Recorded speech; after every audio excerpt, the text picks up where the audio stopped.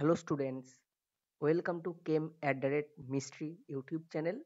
আজকে আমরা classical থার্মোডাইনামিক্সের lecture টুতে বেসিক্যালি ওই যে স্টেট ফাংশন বা পাথ ফাংশন নিয়ে জাস্ট আগের লেকচারে কথাবার্তা বলেছিলাম, তারপরের থেকে শুরু করব এবং দেখাবো যে বিভিন্ন থার্মোডাইনামিক প্রপার্টিগুলো দেখবো এবং সেটা স্টেট না পাথ ফাংশন সেটা একটু দেখাবো। তারপরে আমরা বেসিক কনসেপ্টে ঢুকে যাব। থার্মোডাইনামিক্স অর্থাৎ থার্মোডাইনামিক্স পড়তে গেলে কিছু টার্মিনোলজি লাগে, যে টার্মিনোলজিগুলো সম্বন্ধে জেনে নেওয়া দরকার সেইটা সম্পর্কে পড়বো। সিস্টেম এগুলো আমি আসছি আস্তে আস্তে ধীরে ধীরে। তাহলে শুরু করি। প্রথমে দেখো, স্টেট ফাংশন আর পাথ ফাংশন কি সেটা আগের দিন বলেছি, এবং স্টেট ফাংশন বা পাথ ফাংশন আমরা কিভাবে বুঝবো সেটার জন্য আমাদের দেখতে হবে যেটাকে বলা হবে স্টেট বা পাথ, স্টেট ফাংশন বেসিক্যালি। তাহলে যেটাকে স্টেট ফাংশন বলা হবে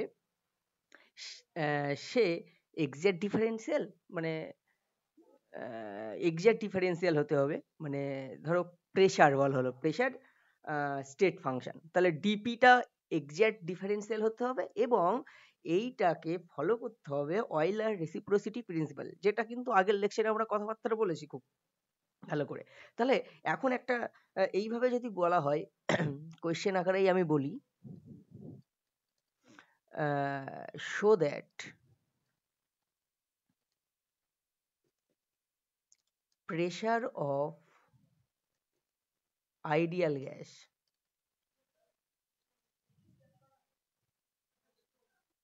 ইজ স্টেট ফাংশন। অর্থাৎ আদর্শ গ্যাসের যে চাপ, সেটা এই যে চাপটা প্রেসার, এটা স্টেট ফাংশন, সেটা দেখাতে হবে। তাহলে আমরা শুরু করি একদম কিভাবে দেখাবো, স্টেপ অনুযায়ী, স্টেপ বাই স্টেপ, তাই তো? দেখো, আমরা জানি for ideal gas equation for ideal gas PV equals to NRT, তাই তো? P pressure, V volume, N number of moles, আর universal gas constant, T temperature, সবাই জানো। এখান থেকে কিন্তু আমরা খুব ভালো করে লিখতে পারি P equals to N R T by V, তাই তো? এবার আমরা যদি কনসিডার করি ক্লোজ সিস্টেম, ঠিক আছে, ফর ক্লোজ সিস্টেম। আচ্ছা, আমরা এই যে ক্লোজ সিস্টেম বলছি, ক্লোজ সিস্টেমটা কি জাস্ট আজকের লেকচারের লাস্টে তুমি বুঝে যাবে। Close system, open system, isolated system, just একটা টার্মিনোলজি এইখানকার। আচ্ছা, এখানে তাহলে আমরা for close system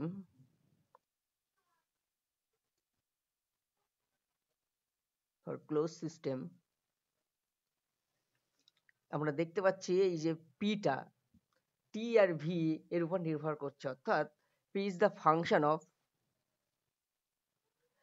close system বলা হলো কারণ নাম্বার অফ মোলসটাকে আমরা কনস্ট্যান্ট বলছি। যদি ক্লোজ সিস্টেম না হতো তাহলে নাম্বার অফ মোলস অর্থাৎ কম্পোজিশনটা কিন্তু আহ, আহ, মানে যদি ওপেন সিস্টেম হতো, তখন হচ্ছে তোমার ওই যে নাম্বার অফ মোলসটাও কিন্তু ভেরিয়েবল হয়ে যেত, তাহলে নাম্বার অফ মোলসটাও কনস্ট্যান্ট, আরটা তো কনস্ট্যান্ট, তাহলে সেই জন্য ফর ক্লোজ সিস্টেম বলাটা এখানে খুবই জরুরি, যে pressure is the function of temperature and volume. Pressure যদি ক্লোজ সিস্টেমের ক্ষেত্রে টেম্পারেচার এবং ভলিউমের ফাংশন হয় প্রেসারটা, তাহলে আমরা লিখতে পারি DP, total derivative of P, DP equals to del P by del T at constant v dt plus del p by del v at constant t dv, এটা লিখতে পারি, তাই তো? এবার আমরা এটার মান বের করব, ঠিক আছে? আর এটার মান বের করব, তারপরে আমরা দেখব অয়েলার রেসিপ্রোসিটি প্রিন্সিপাল গুলো মেনে চলছে কিনা, সেটা আমরা একটু দেখার চেষ্টা করব। তাহলে দেখো, পি ইকুয়ালস টু যেহেতু N R T by V, তাই তো? তাহলে ফার্স্ট আমি ডেল পি বাই ডেল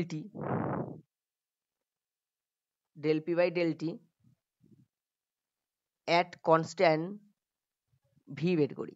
তাহলে এই যে এখানে এন আর বাই ভি এটা কনস্ট্যান্ট, তাহলে N R by V constant. এইবার তাহলে del T by del T মানে কি 1, তাহলে এন আর বাই ভি হবে del P by del T at constant V equals to N R by V হবে। Simple ডেরিভেটিভের কনসেপ্ট এখানে। এই অ্যাট কনস্ট্যান্ট ভি বলতে ভি কনস্ট্যান্ট হয়ে গেল, তার মানে এন আর বাই ভি এটা কনস্ট্যান্ট হয়ে গেল, তাহলে del T by del T তাহলে 1, তাহলে এন আর বাই ভি হলো এটা del P by del T at constant V equals to. একই রকম ভাবে আমরা যদি del P by del V at constant T করি তাহলে কি হবে দেখো, টি কনস্ট্যান্ট তাই তো, তাহলে এন আর টি কনস্ট্যান্ট। এবার 1/v এর ডেরিভেটিভ করলে কি হয়, 1/v এর ডেরিভেটিভ করলে কিন্তু মাইনাস 1/v স্কোয়ার, তাই তো, তাহলে আলটিমেট হয়ে যাবে minus N R T V square, তাই তো। আচ্ছা, এবার আমরা করব কি,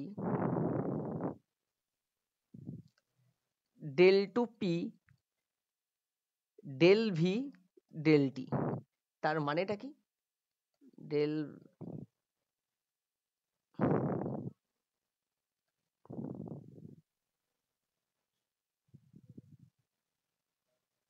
del T at constant V constant T, তাই তো।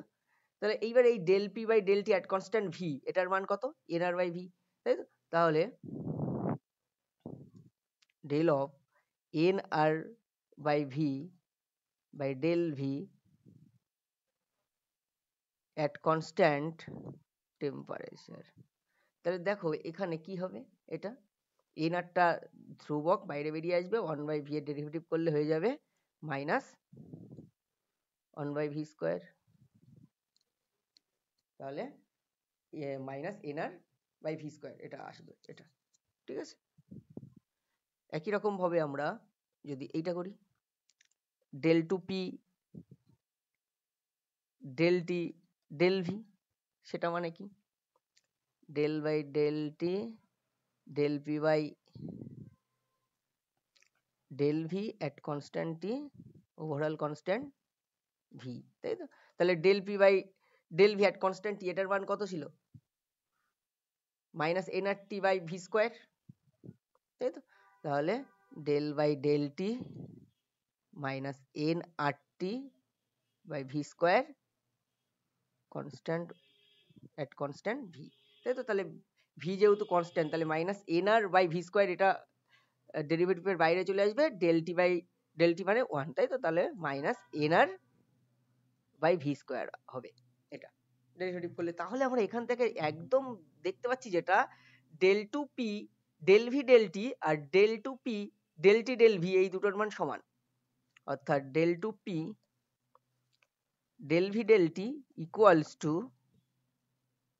হেন্স বলে del two P del T del V এটা সমান, তাই তো। তাহলে এইটা সমান মানে কি, এটা অয়েলার রেসিপ্রোসিটি প্রিন্সিপাল মেনে চলছে, তাই তো। তাহলে আমরা বলতে পারি এই যে ডিপিটা ডিপি ইজ এক্সাক্ট ডিফারেন্সিয়াল বা পারফেক্ট ডিফারেন্সিয়াল, এক্সাক্ট বা perfect differential,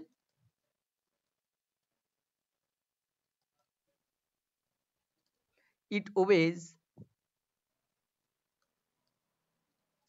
Euler's reciprocity principle, reciprocity principal. তাহলে এইটা হলে আমরা কি বলতে পারি, সে স্টেট ফাংশন হবে, যেহেতু অয়েলার রেসিপ্রোসিটি প্রিন্সিপালটাকে মেনে চলেছে। তাহলে আমরা বলতে পারি যে pressure is state function, state function, তাই তো। প্রেসারটাকে স্টেট ফাংশন বোঝা গেল। এইভাবেই কিন্তু দেখবে তোমরা ভলিউমটা করে দেখবে একই রকম ভাবে, একই volume of ideal gas is state function, এটা করে দেখবে একই রকম ভাবে এই নিয়মে একদম, ঠিক আছে। সেটাও দেখবে স্টেট ফাংশন হবে। এবার যেটা স্টেট ফাংশন হবে না সেই রকম একটা উদাহরণ দিই আমি। দুটো ওয়েল নোন আছে, একটা ওয়ার্ক আর একটা হিট। তা আমি ওয়ার্ক নিয়েই তোমাদের দেখাচ্ছি, তোমরা হিটটা বাড়িতে করো, ঠিক আছে। এই নিয়মে আমরা করব, তাহলে আমরা দেখাবো।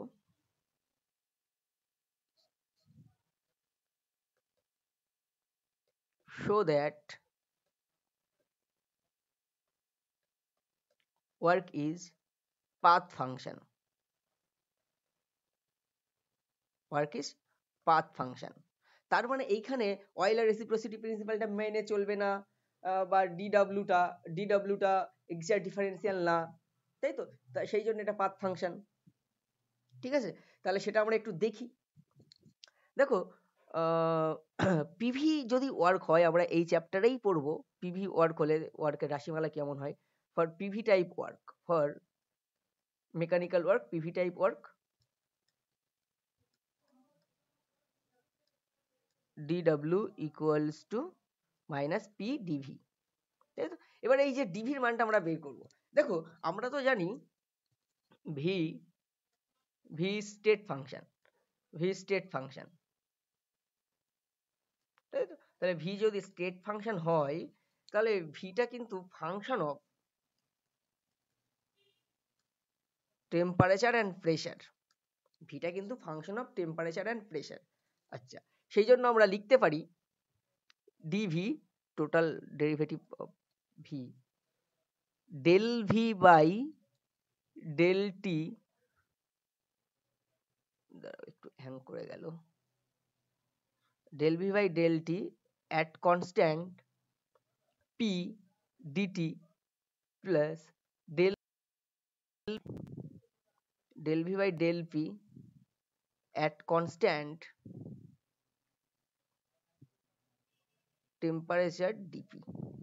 ওকে, এবার আমরা কি করব, এই যে ডিভির মানটা, যে ডিভির মানটা পেলাম, সেটা আমরা এইখানে বসিয়ে দেবো, এই 1 নম্বর সমীকরণে। এটা 1 নম্বর সমীকরণ বলছি, তাহলে ওখানে বসিয়ে দেবো। আর একটা জিনিস, যেহেতু এটা স্টেট ফাংশন, তাহলে অয়েলার রেসিপ্রোসিটি প্রিন্সিপাল মেনে চলে, তাহলে এটাও মাথায় রাখতে হবে, del 2v by del t del v equals to del 2v del p del t হবে, অয়েলার রেসিপ্রোসিটি প্রিন্সিপালটাও মেনে চলবে, এইগুলো হবে, তাই তো? এবার আমরা কিন্তু এইখানে এই যে 1 নম্বর সমীকরণে এই যে ডিভির মানটা যদি বসিয়ে দিই, ডিভির মানটা যদি বসিয়ে দিই, তাহলে আমরা কি পাবো? দেখো, dw equals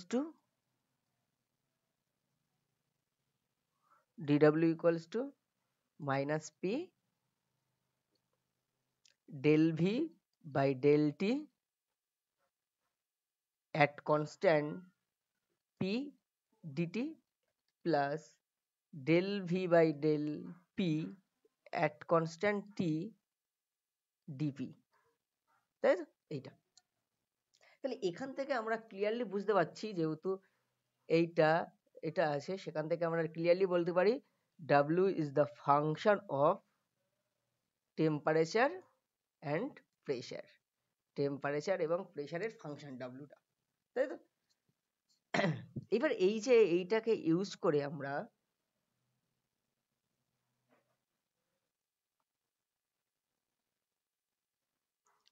del w by del p at constant t বের করব। তাহলে del w by del p at constant t, তাহলে টেম্পারেচার কনস্ট্যান্ট মানে dt শূন্য, তাই তো? তাহলে আমরা লিখতে পারি এই পার্টটা শূন্য হয়ে গেলে minus p into del v by del p at constant t, তাই তো? আর dp by dp মানে 1, তাই তো? তাহলে minus del v by del p at constant t হবে, এটা এটা হয়ে যাবে, তাই তো? বোঝা গেল?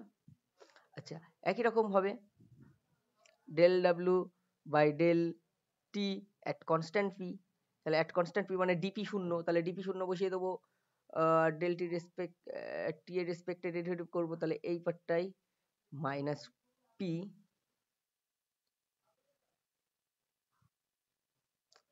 del v by del v by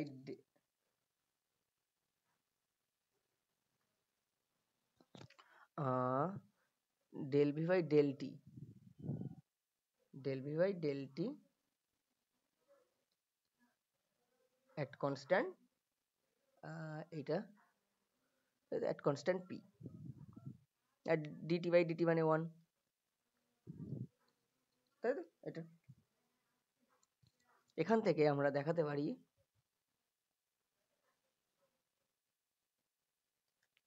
del 2w, আবার একটু হ্যাং করে যাচ্ছে ল্যাপটপটা, del 2w by del p del t, এইটা ইকুয়ালস টু কি হবে? এটা দেখো এটাকে যদি আমরা ডেরিভেটিভ করি, আমরা লিখতে পারি এইরকম, del w by del t at constant p by del p overall constant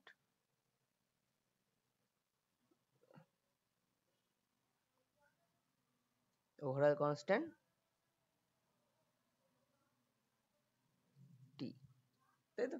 তাহলে এবার del w by del t at constant p মানে del by del p minus p del v by del t at constant p overall constant t, তাই তো? তাহলে এটাকে derivative করলে p এর রেসপেক্টে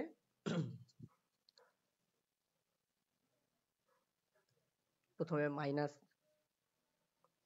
পিটাকে আমরা কনস্ট্যান্ট রেখে একবার পিটাকে কনস্ট্যান্ট রেখে del V by del T at constant P এটাকে ডেরিভেটিভ করবো, আর একবার ওইটাকে কনস্ট্যান্ট রেখে ডেল পি এর ডেরিভেটিভ করবো, তাই তো?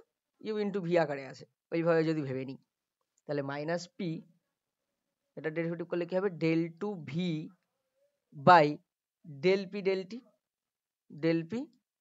ডেল টি মাইনাস যেহেতু সবার সাথে আছে, মাইনাস সবার আগে গুণ হয়ে যাবে, সবার আগেই মাইনাস সাইনটা আসবে, বোঝা গেল?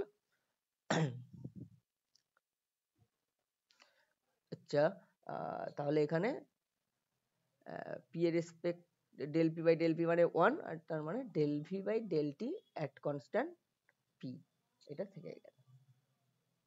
আচ্ছা, একই রকম ভাবে আমরা del two W by del T del P বের করবো, del two W by del T del P বের করবো, ডেল টি ডেল পি, এটা মানে কি, del by del T del W by del P at constant temperature oral constant pressure, তাই তো? এবার del W by del P at constant T মানে কি ছিল,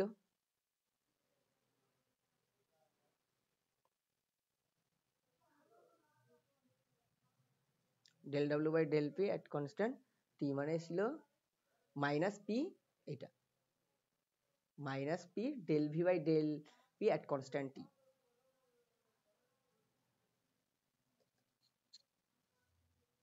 del by del T minus P del V by একটু del V by del P at constant T, del V by del P at constant T overall constant pressure, তাই তো? তাহলে এখানে you into V আকারে ফেলবো, তাহলে প্রথমে আমরা মাইনাস পি এটাকে ডেরিভেটিভ, পিটাকে ফিক্সডটাকে ওটাকে ডেরিভেটিভ করলে পিটাকে কনস্ট্যান্ট রেখে del V by del P at constant T এর ডেরিভেটিভ করলে del two V by del T del P, তাই তো? এবার মাইনাস দেখো del V into del P at constant T, এবার এটার সাথে গুণ হবে কত, del P by del T at constant P, তাহলে এট কনস্ট্যান্ট পি তে ডেরিভেটিভ করছি, তাহলে পি কে কনস্ট্যান্ট রেখে পি কে ডেরিভেটিভ করলে কি হয়, শূন্য, তাই তো? তাহলে আলটিমেটলি এটা আসবে minus P del two V in minus P into del two V del T del P, তাই তো? তাহলে আমরা ক্লিয়ারলি এখান থেকে দেখতে পাচ্ছি যে del two W del two del two W del P del T আর del two W del T del P, এই দুটো জিনিসের মান মিলছে না, তাই তো? একটা মানের তফাৎ আছে, এই যে ভ্যালুটার মধ্যে একটা তফাৎ আছে দেখতে পাচ্ছ, তাই তো? তাহলে আমরা স্পষ্টত হেন্স এখানে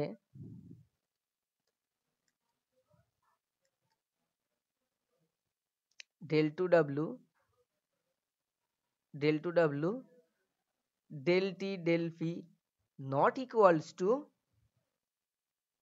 del 2 w del p del t, তাই তো? তাহলে does not obey Euler reciprocity principle, তাই তো?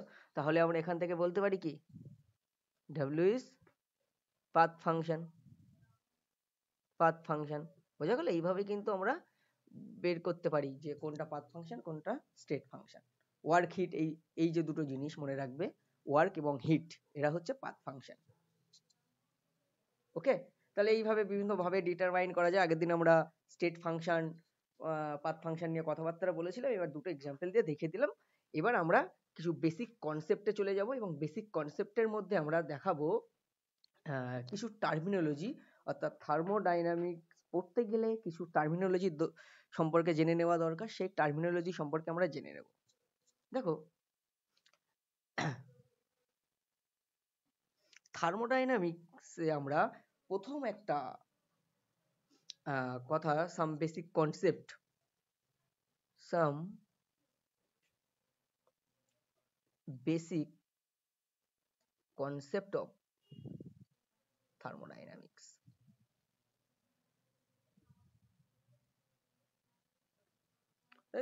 তাহলে এখন একটু মাথায় রাখতে হবে যে আমরা বেসিক্যালি প্রথমে আমরা প্রথম টার্ম টানবো সিস্টেম, এবং এখানে এই যে থার্মোডাইনামিক সিস্টেম, সিস্টেম কি আমরা একটু পরে বলছি। থার্মোডাইনামিক সিস্টেম বা এসটা কেটে দিলাম, থার্মোডাইনামিক সিস্টেম। তাই তো এই থার্মোডাইনামিক সিস্টেম এটা কিন্তু একটা ম্যাক্রোস্কোপিক বা বাল্ক সিস্টেম। এটা কিন্তু ম্যাক্রোস্কোপিক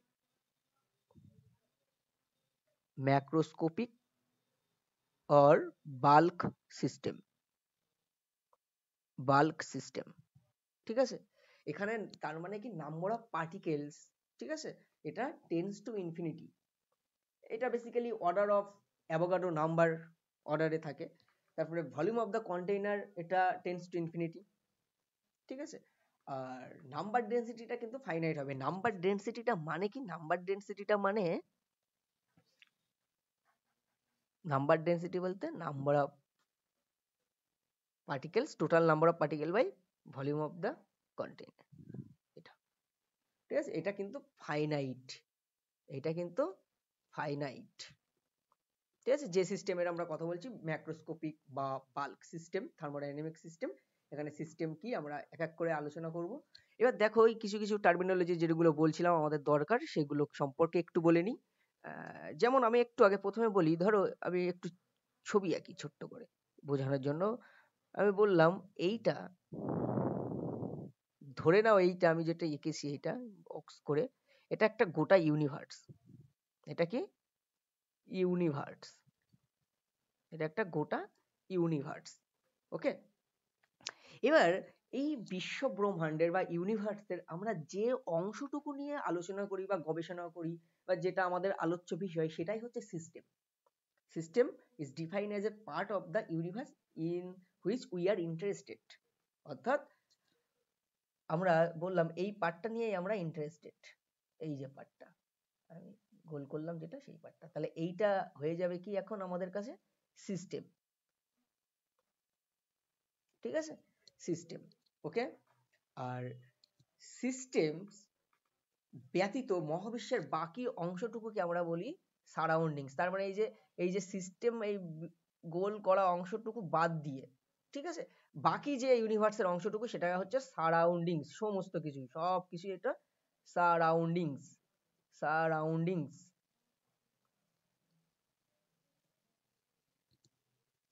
ঠিক আছে? আর এই সিস্টেম এবং সারাউন্ডিংস কিন্তু একটা মানে বাস্তব কিংবা কাল্পনিক তল দ্বারা পৃথককৃত থাকে, যেটাকে আমরা বলি বাউন্ডারি, তাই তো? এইখানে আমরা যদি এই জায়গাটাকে যদি বলি সিস্টেম সারাউন্ডিংস এর মাঝখানে, এই জায়গাটা হচ্ছে বাউন্ডারি, ঠিক আছে? এই জায়গাটা সিস্টেম সারাউন্ডিংস যে কল্পিত বা বাস্তব তল দ্বারা পৃথক থাকে, সেটাকে আমরা বলি কি? বাউন্ডারি, ঠিক আছে? তাহলে আমরা বলতে পারি সিস্টেম আর সারাউন্ডিংস মিলেই কিন্তু একটা ইউনিভার্স তৈরি করে। তাহলে system plus surroundings, system plus surroundings equals to universe, equals to universe. এটা কিন্তু মাথায় রাখবে, সিস্টেম আর সারাউন্ডিংস মিলেই কিন্তু ইউনিভার্স তৈরি করে।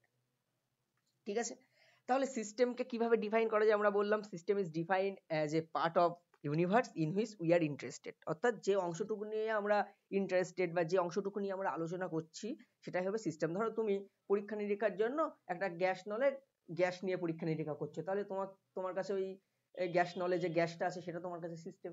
আর সেইটা ব্যতীত বিশ্বের সমস্ত অংশটাই হচ্ছে তার সারাউন্ডিংস বা পরিবেশ। ঠিক আছে, আর যে গ্যাস নলে কাজ করছে সেই গ্যাস নলের পৃষ্ঠতল বলো বা তার উপরের যে ইন্টারফেস, ঠিক আছে, সেটা হচ্ছে এখানে বাউন্ডারি। বোঝা গেল? এইরকম একটা ব্যাপার। ঠিক আছে, তাহলে সিস্টেম ইজ ডিফাইন অ্যাজ, একটু লিখে দিই, system is define as a part of a part of universe, part of universe in which we are interested, we are interested. Okay, আর সারাউন্ডিংস মানে কি? Rest part of the universe separated from system by its boundary. Surroundings কি? Surroundings is defined as is the rest part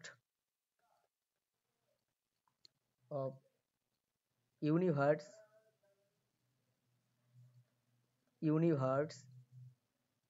ঠিক আছে, rest part of the universe separated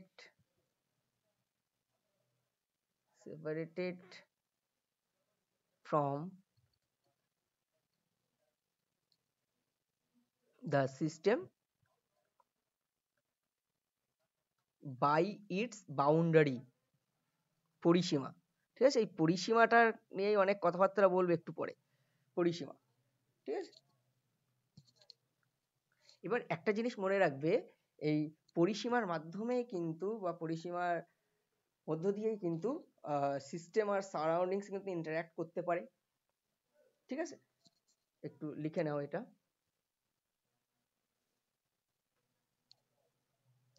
surroundings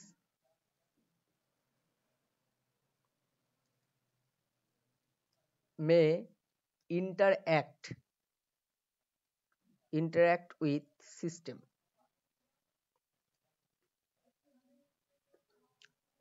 during any change occurring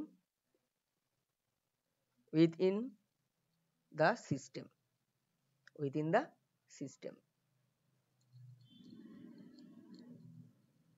ঠিক আছে। আচ্ছা, তাহলে আরেকটা কথা, যেটা এটা এই যে লিখলাম, এটা মানে কি বোঝায়?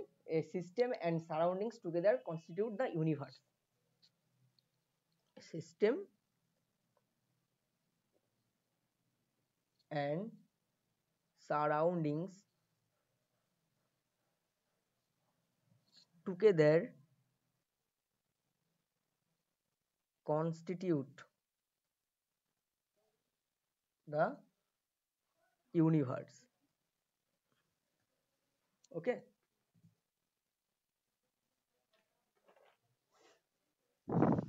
এবার যেটা নিয়ে কথাবার্তা বলার পালা সেটা হচ্ছে এই বাউন্ডারি। ঠিক আছে, এই বাউন্ডারিকে আমরা কিন্তু বিভিন্ন ভাবে, ঠিক আছে, এ করতে পারি, মানে ক্লাসিফাই করতে পারি, বিভিন্ন বেসিসে ক্লাসিফাই করতে পারি। প্রথমে আমরা এই ক্লাসিফিকেশনটা করব, বাউন্ডারি নিয়ে কথাবার্তা বলবো এখন। পরিসীমা, বাউন্ডারি, পরিসীমা। এই বাউন্ডারিটাকে আমরা এখন ক্লাসিফাই করব on the basis of whether matter can be transformed across boundary or not. আর একটা জিনিস মনে রাখবে, ইউনিভার্স কিন্তু composed of energy and mass. ঠিক আছে, ইউনিভার্সটা এনার্জি এবং মাস নিয়ে গঠিত। হ্যাঁ, এবার দেখো আমরা কোন বেসিসে করছি, on the basis of whether matter জড় পদার্থ matter can be transferred across the boundary or not, এর বেসিসে যে তার বাউন্ডারির মাধ্যমে ম্যাটারের ট্রান্সফার হবে কি হবে না, এই রেসপেক্টে কিন্তু আমরা বাউন্ডারিকে ভাগ করতে পারি তিন রকম ভাবে। প্রথম ভাগ বলছে ইমপারমিয়েবল বাউন্ডারি। ইমপারমিয়েবল বাউন্ডারি, এই ইমপারমিয়েবল বাউন্ডারি মানে কি? ইমপারমিয়েবল অপ্রবেশযোগ্য, মানে ম্যাটারটা কোনো মতেই ট্রান্সফার হবে না। অর্থাৎ ম্যাটার এটা basically solvent or solute or both, মানে সলিউশন যদি হয় তখন বোথ, সলভেন্ট এবং সলিউট দুটোই থাকে। তাহলে matter basically matter cannot be transferred across the boundary।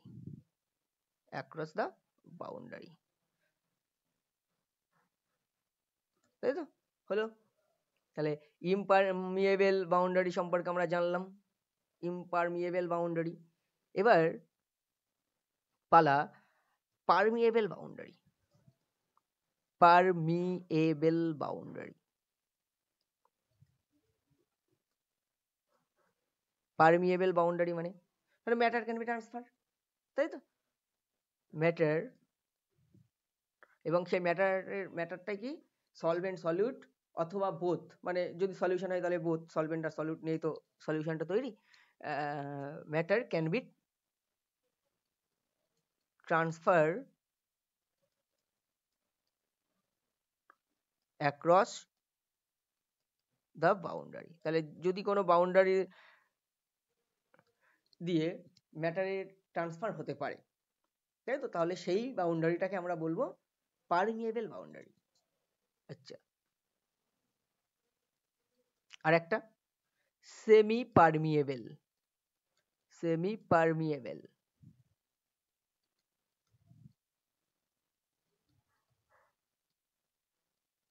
Semi permeable boundary মানে ম্যাটার ক্যান বি সিলেক্টিভলি, কিন্তু এখানে কি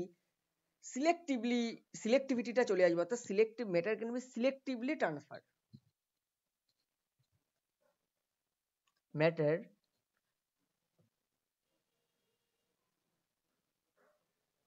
ক্যান বি সিলেক্টিভলি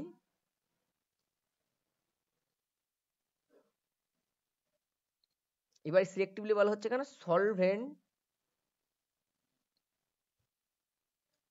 হবে বাট নট সলিউট।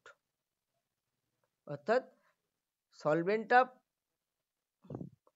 প্রবেশ করতে পারবে কিন্তু সলিউটটা না, এই রকম ব্যাপার, মানে সিলেক্টিভিটি আসবে। তাহলে matter can be selectively transfer, যদি সিলেক্টিভলি ট্রান্সফার হতে পারে অ্যাক্রস বাউন্ডারি,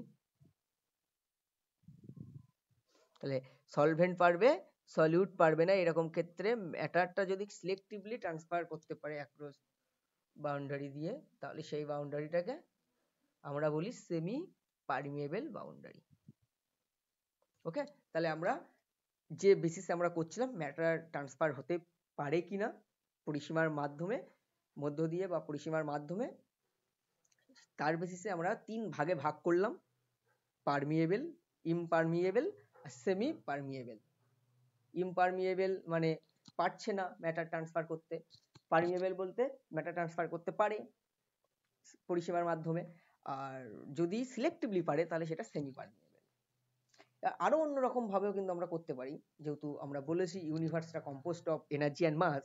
তাহলে এবার আমরা, আর এখানে থার্মোডাইনামিক্স যখন তোমরা পড়ছো, তাহলে এইখানে আমি প্রথম লেকচারেই বলেছি এনার্জি এখানে যে দুটো ফর্ম নিয়ে বেশি কথাবার্তা বলা হবে সেটা হিট অ্যান্ড ওয়ার্ক। ঠিক আছে, এনার্জির দুটো ফর্ম হিট এবং ওয়ার্ক, এই দুটো নিয়েই জিনিস নিয়েই কথাবার্তা বলা হবে থার্মোডাইনামিক্সে। ঠিক আছে, এবার আমরা করব energy as a form of hit যদি ট্রান্সফার করতে পারে বা যদি না পারে তাহলে কিভাবে সেইভাবে আমরা কি করে এটাকে নাম দিতে পারি। তাহলে on the basis whether energy as a form of heat can be transferred across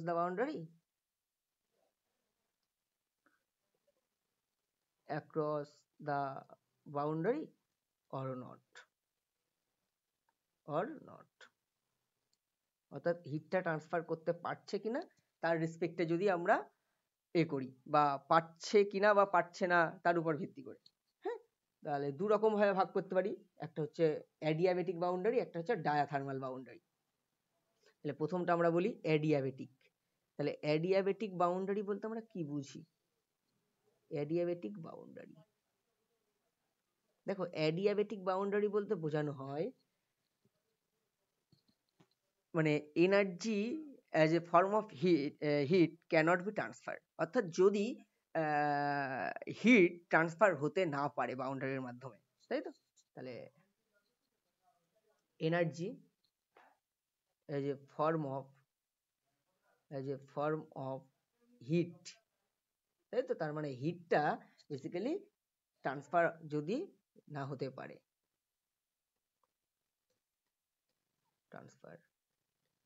তাহলে সেটা হয়ে যাবে অ্যাডিয়াবেটিক বাউন্ডারি। তাহলে এমন একটা বাউন্ডারি যেখানে হিট ট্রান্সফারটা অ্যালাউড নয়, সেই বাউন্ডারিটা হচ্ছে অ্যাডিয়াবেটিক বাউন্ডারি। আরেকটা ডায়াথার্মাল বাউন্ডারি।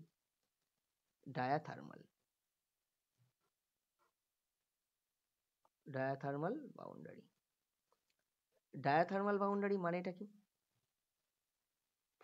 ডায়াথার্মাল বাউন্ডারি বলতে এখানে energy as a form of heat can be transferred, অর্থাৎ energy as a form of heat can be transfer,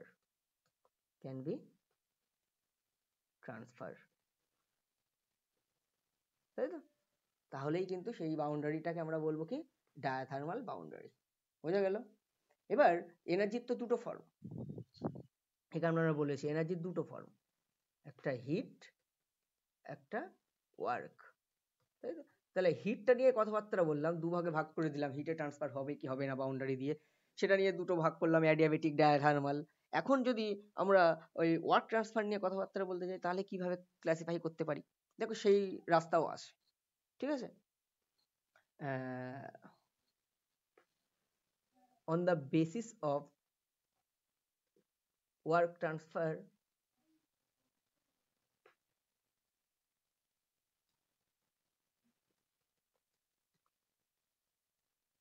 across the boundary or not এই রেসপেক্ট, অর্থাৎ energy as a form of work সেটা transfer হবে না হবে না তার রেসপেক্টে কিন্তু আমরা দুভাগে বাউন্ডারিটাকে ভাগ করতে পারি, একটা হচ্ছে রিজিড আর একটা নন রিজিড। তাহলে প্রথম ক্লাসিফিকেশনটা রিজিড বাউন্ডারি আমরা বলছি, রিজিড, দৃঢ়। ঠিক আছে, দৃঢ় পরিসীমা, রিজিড বাউন্ডারি। তাহলে রিজিড বাউন্ডারি কাকে বলে? যদি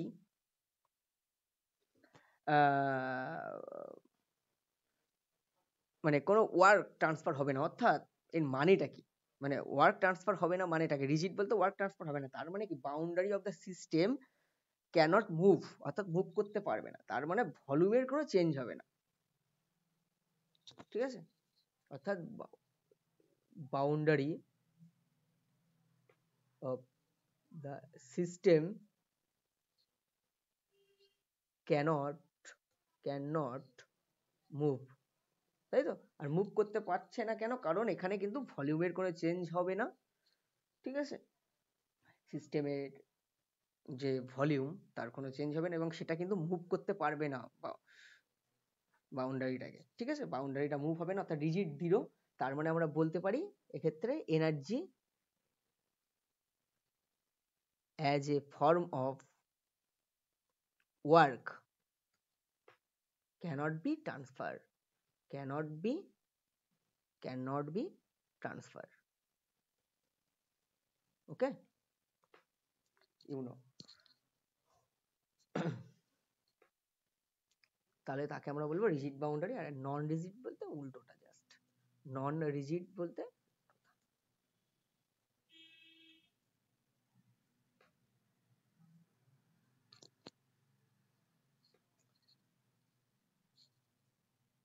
boundary of the system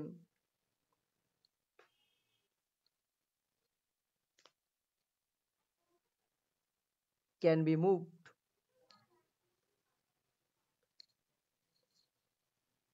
তার মানে এখানে ভলিউমের চেঞ্জ হতে পারে, সেই জন্য মুভ করতে পারাচ্ছে বাউন্ডারিটা সিস্টেমের, তাই তো? অর্থাৎ work can be transfer, work can be transfer, energy as a form of work can be transfer, তাই তো? Across the boundary, across the boundary, এটা কিন্তু মাথায় রাখবে, অ্যাক্রস দ্য বাউন্ডারি, তাহলে সেটা হবে নন রিজিড। ওকে, এবার আমরা বাউন্ডারি তো পড়লাম, এবার একটু আমরা সিস্টেমের ক্লাসিফাই করব, সিস্টেম, তাই তো? তাহলে বাউন্ডারি নিয়ে অনেক কথাবার্তা বলা হলো, এবার এখন হোয়াট অ্যাবাউট সিস্টেম, সিস্টেমের বিভিন্ন ক্লাসিফিকেশন আছে, সেগুলো একটু। তাহলে দেখো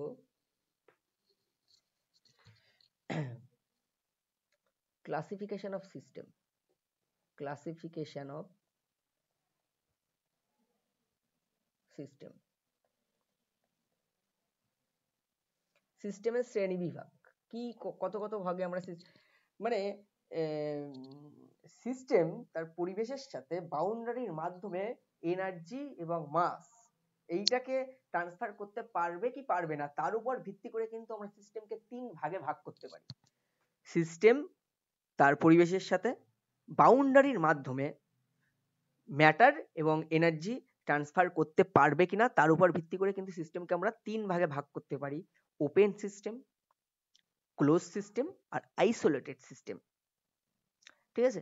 তাহলে দেখো এই ক্লাসিফিকেশনটা কিসের উপর ভিত্তি করে?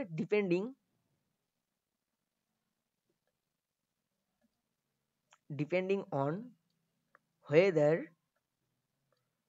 matter or energy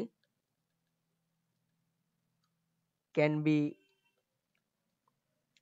transferred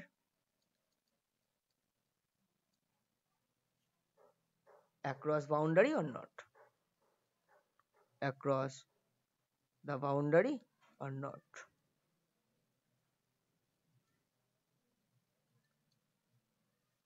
এইটার উপর ভিত্তি করেই কিন্তু আমরা 3 ভাগে ভাগ করতে পারি, বললাম ওপেন সিস্টেম, ক্লোজ সিস্টেম আর আইসোলেটেড সিস্টেম, মানে মুক্ত সিস্টেম, বদ্ধ সিস্টেম আর নিঃসঙ্গ সিস্টেম। তাহলে আমরা প্রথমে ওপেন সিস্টেম নিয়ে একটু কথাবার্তা বলি। ওপেন সিস্টেম, মুক্ত সিস্টেম, ওপেন সিস্টেম। দেখো ওপেন সিস্টেম বলতে ওপেন, তাই তো? তার মানে matter as well as energy, এনার্জির কিন্তু দুটো ফর্ম, ওয়ার্ক এবং হিট, মাথায় রাখতে হবে। Matter as well as energy, matter এবং এনার্জি ক্যান বি ট্রান্সফার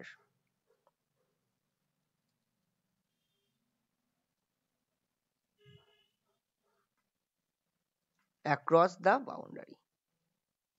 তাহলে যে সিস্টেমের ক্ষেত্রে সিস্টেম তার পরিসীমার মাধ্যমে তার পরিবেশের সাথে ম্যাটার এবং এনার্জি দুটোই আদান প্রদান করতে পারে, তাহলে সেই সিস্টেমটাকে আমরা বলি ওপেন সিস্টেম, অর্থাৎ যদি সিস্টেম তার পরিবেশের সঙ্গে পরিসীমার মাধ্যমে ম্যাটার মানে জড় পদার্থ এবং এনার্জি মানে শক্তির আদান প্রদান করতে পারে। শক্তির কিন্তু দুটো ফর্ম, হিট এবং ওয়ার্ক, মনে রাখতে হবে।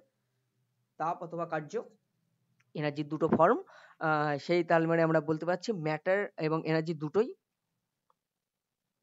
মানে ম্যাটারও ট্রান্সফার করতে পারবে, বেসিক্যালি মাস, আর এনার্জি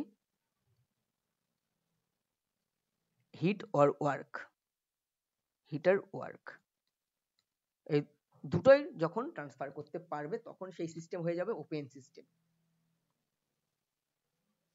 এখানে বেসিক্যালি বাউন্ডারিটা, যে বাউন্ডারিটা আছে, যেহেতু দুটোই ট্রান্সফার করতে পারছে, তাহলে এই যে বাউন্ডারিটা আছে আমি একটু বলে দিই এখানে, উল্লেখ্য এখানে বলে দেওয়া ভালো, যে বাউন্ডারিটা আছে যেহেতু ম্যাটার এবং এনার্জি দুটোই ট্রান্সফার করতে পারছে, সেই জন্য বাউন্ডারিটা কিন্তু ডায়াথার্মাল অবশ্যই এবং নন রিজিড এবং পারমিয়েবল, তাই তো? সেই জন্যই কিন্তু ম্যাটার এবং এনার্জি দুটোই ট্রান্সফার করতে পারছে সিস্টেম তার পরিবেশের সাথে বাউন্ডারির মাধ্যমে। সেই জন্য বাউন্ডারি কেমন এইখানে হবে সেটা কিন্তু বলে দিলাম। এই যে ওপেন সিস্টেমের উদাহরণ কি, ধরো আমি বললাম একটা গরম চা কাপে রাখা আছে, সিম্পল একটা গরম চা কাপে রাখা আছে। এবার তুমি হয়তো চাটা খাবে, খাওয়ার আগে কিছুক্ষণ ওয়েট করছো, রেখে দিয়েছো, তাহলে কিছুক্ষণ প্রথম চুমুকটা দিলে তুমি দেখলে যতটা গরম, পরে একটুখানি পরে আবার যখন খাবে তখন দেখবে একটু ঠান্ডা হয়ে গেছে। তার মানে সিস্টেম তার পরিবেশের সাথে কিন্তু তাপের আদান প্রদান করে গেছে। যদি চাটা এখন তোমার কাছে সিস্টেম হয়, তাহলে পার্ট অফ ইউনিভার্স, সারাউন্ডিং, পরিবেশ, তাই তো? তাহলে সিস্টেম তার পরিবেশের সাথে কিন্তু তাপের আদান প্রদান করেছে, অর্থাৎ এনার্জির আদান প্রদান করেছে। এবং তোমরা দেখবে ভালো করে, চা যখন গরম থাকে তখন ভেপার বেরোয়, যে সলভেন্টের ভেপার, তাই তো? সলভেন্টের ভেপারটা বেরিয়ে যায়, অর্থাৎ পরিবেশে মিশছে, তাই তো? তার মানে সিস্টেম তার পরিবেশের সাথে ম্যাটারেরও আদান প্রদান করছে, সিস্টেম তার পরিবেশের সাথে ম্যাটারের আদান প্রদানও করছে। তার মানে এইখানে আমরা বলতে পারি যে ওই একটা কাপে রক্ষিত গরম চা মানে অবশ্যই কাপটা ওপেন, মানে মুখটা ওপেন, খোলা থাকবে, মুখটা বদ্ধ। তোমরা তো চায়ের কাপে চা খাও, চায়ের কাপ কেমন হয় দেখতে জানো, তাই তো? কাপে রক্ষিত গরম চা, সেটা কিন্তু একটা ওপেন সিস্টেমের উদাহরণ। আরেকটা ওপেন সিস্টেমের উদাহরণ আমাদের হিউম্যান বডি, লিভিং হিউম্যান বডিটা কিন্তু একটা ওপেন সিস্টেম। সিস্টেম তার পরিবেশের সাথে বেসিক্যালি ম্যাটার এবং এনার্জি উভয় আদান প্রদান করতে পারছে। সেই জন্য আমাদের যে লিভিং হিউম্যান বডিটা, লিভিং মানব দেহ, ঠিক আছে, মানব দেহটাও কিন্তু একটা ওপেন সিস্টেমের উদাহরণ। এবার আমরা চলে যাব পরের system, close system. Closed system,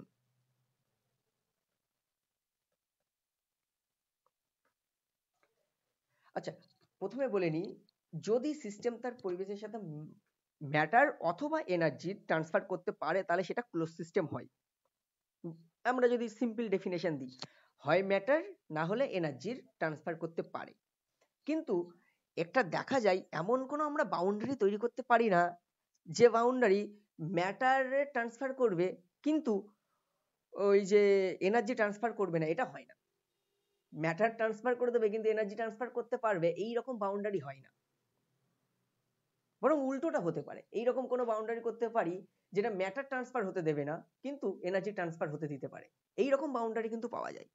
সেই জন্য ক্লোজ সিস্টেমের ক্ষেত্রে ওই যে আমরা either matter or energy transfer হতে পারে এইটা না বলে আমরা স্পেসিফিকলি একদম নির্দিষ্টভাবে বলে দেবো যে এনার্জি ট্রান্সফার হতে পারে কিন্তু ম্যাটারের ট্রান্সফার হতে পারে না। হয় ম্যাটার নাই এনার্জি ট্রান্সফার হবে, এইরকম কথাটা বলা ঠিক নয়। কেন ঠিক নয়? সেই জন্য আমরা বলছি স্পেসিফিকলি একদম পুরো একদম সুনির্দিষ্টভাবেই বলছি যে এনার্জি ট্রান্সফার হতে পারবে কিন্তু ম্যাটারের ট্রান্সফার হতে পারবে না। বোঝা গেল? তাহলে ক্লোজ সিস্টেমের ক্ষেত্রে কি ব্যাপার? Close system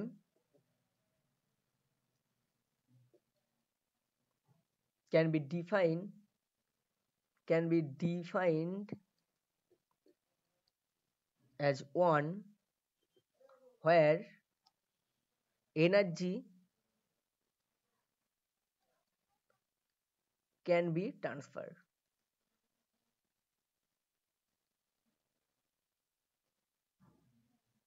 But matter cannot. তাই তো? অর্থাৎ জড় পদার্থের আদান প্রদান হবে না, কিন্তু এনার্জির আদান প্রদান হবে। অর্থাৎ ম্যাটারের কোনো আদান প্রদান হবে না, এটার কোনো আদান প্রদান হবে না, কিন্তু এনার্জির আদান প্রদান হবে as a form of hit or work. তাই তো? তাহলে সেটা হয়ে যাবে ক্লোজ সিস্টেম, বদ্ধ সিস্টেম।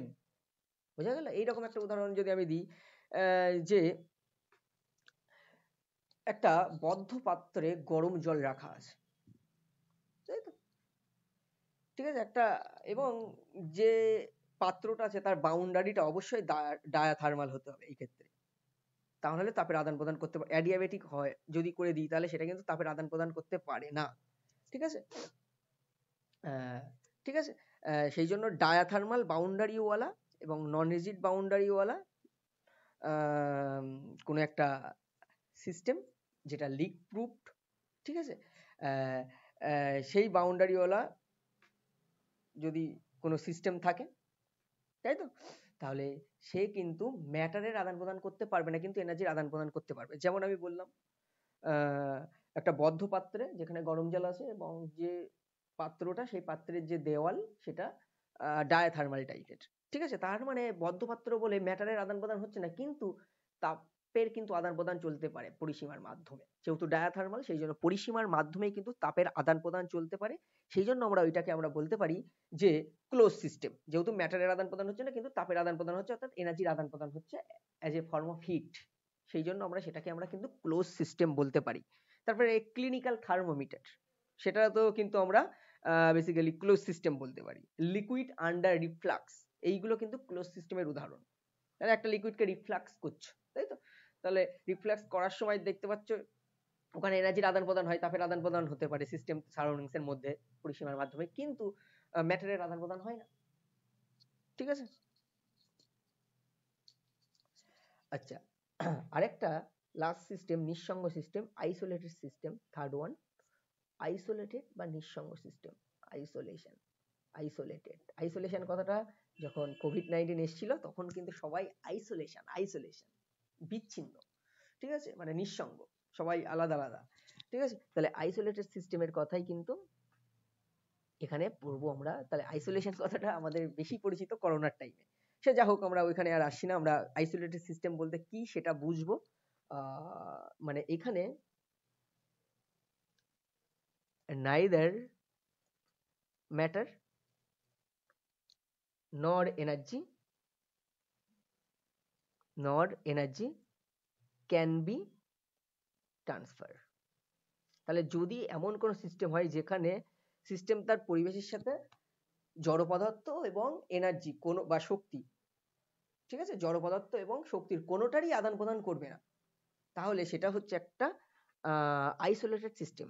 ঠিক আছে, তাহলে যদি কোনো সিস্টেম তার পরিসীমার মাধ্যমে তার পরিবেশের সাথে শক্তি এবং জড় পদার্থের কোনোটিরই আদান প্রদান করবে না, তাহলে সেই সিস্টেমটাকে আমরা বলতে পারি আইসোলেটেড সিস্টেম, নিঃসঙ্গ সিস্টেম।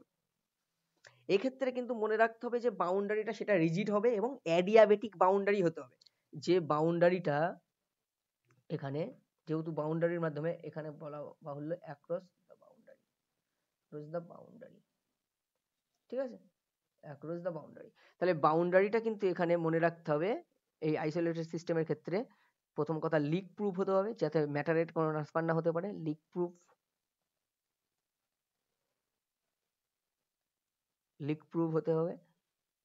আচ্ছা, তারপরে তোমার এটা হতে হবে রিজিড, দৃঢ় হতে হবে, আর অ্যাডিয়াব্যাটিক হতে হবে যে বাউন্ডারি, তাই তো। 100% অ্যাডিয়াব্যাটিক হয় না বাস্তবে। তাহলে ডেওয়ার ফ্লাক্স, তাই তো, তো থার্মোফ্লাক্স, ডেওয়ার ফ্লাক্স, এইগুলো যদি বাউন্ডারিটা অ্যাডিয়াব্যাটিক রুদ্ধতাপীয় হয় তাহলে তার তাপের আদান প্রদানও রেস্ট্রিক্টেড হয়ে গেল, তাপের আদান প্রদানও হতে পারবে না, এবং জড় পদার্থ বদ্ধ পাত্র, জড় পদার্থের আদান প্রদান হবে না।